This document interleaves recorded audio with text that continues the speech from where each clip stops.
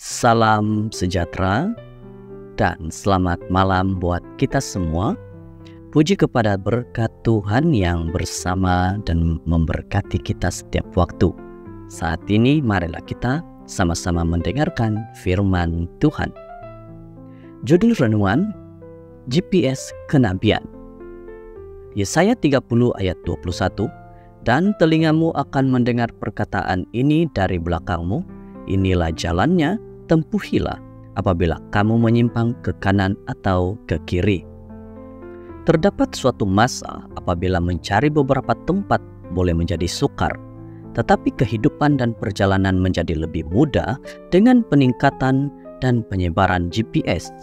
Sistem navigasi radio berasaskan angkasa ini dikendali oleh Tentara Udara Amerika Serikat dan tersedia di seluruh dunia.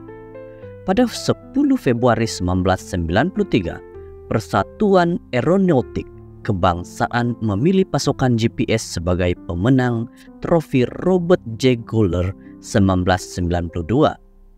Anugerah penerbangan paling berprestij di negara tidak dinafikan. GPS adalah salah satu teknologi yang paling penting dan berguna pada masa kini. Peranti GPS boleh menunjukkan kita laluan yang patut kita ikuti, memberi arahan kepada kita apabila kita berada dalam bahaya di dalam suatu perjalanan dan membawa kita kembali ke laluan tepat jika kita tersalah jalan. Terdapat persamaan rohani. Yesus adalah jalan, Yohanes 14 ayat 6. Dan Roh Kudus adalah agen ilahi yang membuat kita setia kepada Yesus dan firman-Nya. Yohanes 16 ayat 13-14. Menurut janji Tuhan, dan telingamu akan mendengar perkataan ini dari belakangmu. Inilah jalannya, tempuhilah apabila kamu menyimpang ke kanan atau ke kiri. Yesaya 30 ayat 21. Salah satu alat yang paling penting yang digunakan oleh Roh Kudus dalam melaksanakan fungsi ini ialah karunia nubuatan. Sebagai penganut Seventh-day Adventist, kita percaya bahwa tulisan yang diilhamkan oleh Ellen White adalah GPS kenabian untuk membimbing kita melalui zaman berakhir dan paling mencabar dalam perjalanan kita ke rumah kita di surga.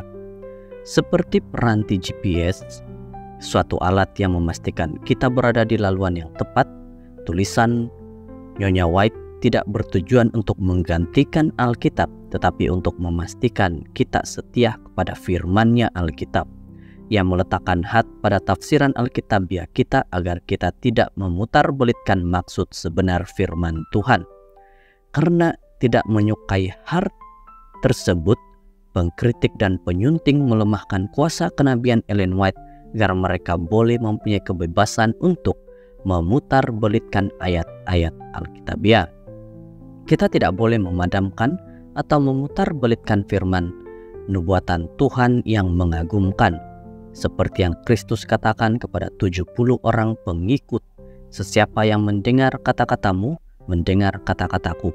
Sesiapa yang menentangmu, menentangku, dan sesiapa yang menentangku juga menentang dia yang mengutusku. Lukas 10 ayat 16. Jika Ellen White adalah seorang nabi palsu, kita harus menolaknya. Tapi sebaliknya, jika dia seorang nabi yang benar, kita harus menerima message yang diilhamkan ilahi untuk kita hari ini. Saudara-saudara, demikianlah firman Tuhan pada malam ini.